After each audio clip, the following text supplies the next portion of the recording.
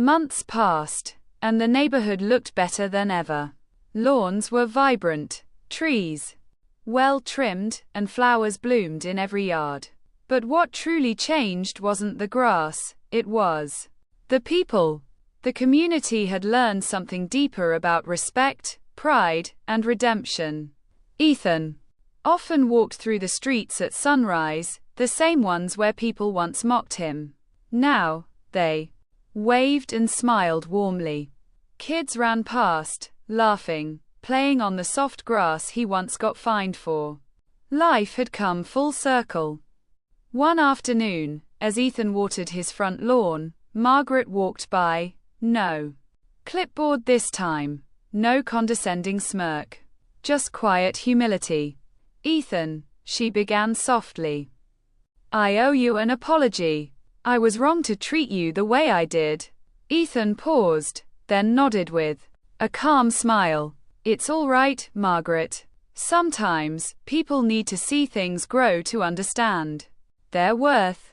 Her eyes glistened, and for a moment, the two stood there in silence, former rivals now sharing a fragile respect. Later that evening, Ethan sat on his porch, the golden light of sunset washing over his yard. His company had grown beyond the neighborhood. He now employed dozens of people, some who once doubted him, now grateful to work beside him. He leaned back, listening to the rustle of the leaves and the laughter echoing down the street. The same grass that once brought him shame now stood as a symbol of his victory, his resilience, his quiet revenge. As the wind carried the scent of fresh-cut lawns, Ethan whispered to himself, "Sometimes, the best way to rise is to grow." Herb Greenheart. And with that, the man once mocked for tall grass became the root of change for everyone around him. Within a month, Ethan's landscaping business became the talk of the town. His trucks, green and gold with his company's logo, were everywhere. From city parks to private estates, everyone wanted his touch of precision and care. But the real satisfaction came from watching the same HOA board that once mocked him now depend on his services. Margaret, the once untouchable HOA president, had no choice but to renew Ethan's company contract. "It's cheaper and more efficient," she muttered in every meeting, trying to hide the sting of irony. Ethan played it cool. He didn't gloat. He showed up, professional and polite, with invoices and reports. Yet, every signature she scribbled on his payment form reminded her who held the real power. Now, neighbors began treating Ethan differently too. The whispers changed from, "He's the one with tall grass," to, "He owns the best landscaping company in town." Some even approached him for advice on starting their own businesses. One afternoon, while finishing a job near the HOA office, Ethan overheard a couple of residents complaining, "Margaret fined me for my mailbox being too low," one said. "She's out of control." Ethan smiled faintly and said, "Maybe it's time for a new president." The man nodded. "You'd have my vote." Word spread quickly. At the next HOA election, several homeowners nominated Ethan for a seat on the board. Margaret's expression turned pale as the ballots piled up in his favor. When the final count came, the crowd erupted. Ethan Brooks, the man once fined for his grass, was now officially a member of the HOA board.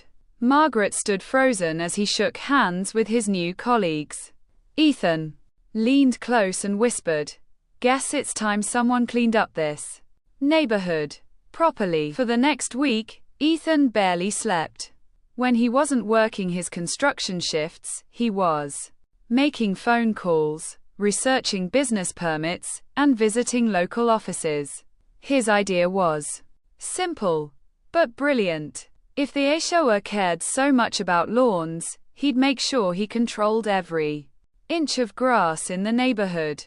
He met with Tom Rivera, an old friend who ran a small landscaping company on the edge of town. Tom was struggling to keep it afloat.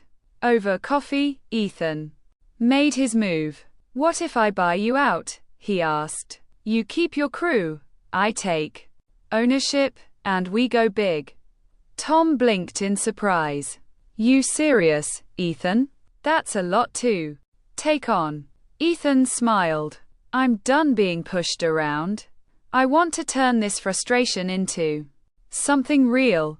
Within 2 weeks, Ethan officially owned Green Edge Landscaping Co. He rebranded it with a sleek new logo, fresh trucks, and the motto, "Respect starts from the ground up." His first order of business. The same neighborhood that fined him. When his trucks rolled down the street for the first time, residents peeked from their windows in shock.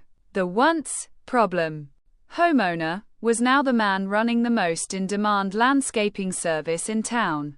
Margaret, the HOA president, watched from her porch, her jaw dropping as Ethan's crew trimmed, mowed, and polished lawns, including hers. She stormed over, fuming. "What's the meaning of this?" Ethan tipped his hat. "Just following the rules, ma'am. The HOA contracts my company." Now, her face turned crimson. Ethan walked away, the hum of lawnmowers behind him like a battle anthem. What began as humiliation had now turned into poetic justice, and he was only getting started. 2 days later, Ethan walked into the community center for the HOA's monthly meeting. The room smelled of coffee, perfume, and smug authority. 5 board members sat at a long table, papers stacked neatly in front of them. Their leader, Margaret Hill, an older woman with a permanent frown and a pearl necklace, eyed Ethan like he was a stain on her white carpet.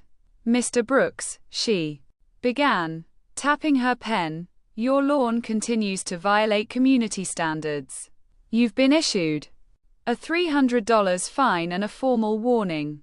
Ethan leaned back in his chair, calm but burning inside. "You know, I've lived here for 3 years. Never missed a payment. Never caused trouble. But suddenly, my grass is a threat to the neighborhood." A few neighbors shifted uncomfortably. One man whispered, "It's ridiculous," earning a sharp glare from Margaret. "The rules are there for a reason," she said firmly. "We expect compliance." Ethan smiled slightly. "I understand rules, ma'am. I work construction. I build homes, I maintain order. But respect works both ways." Her jaw tightened.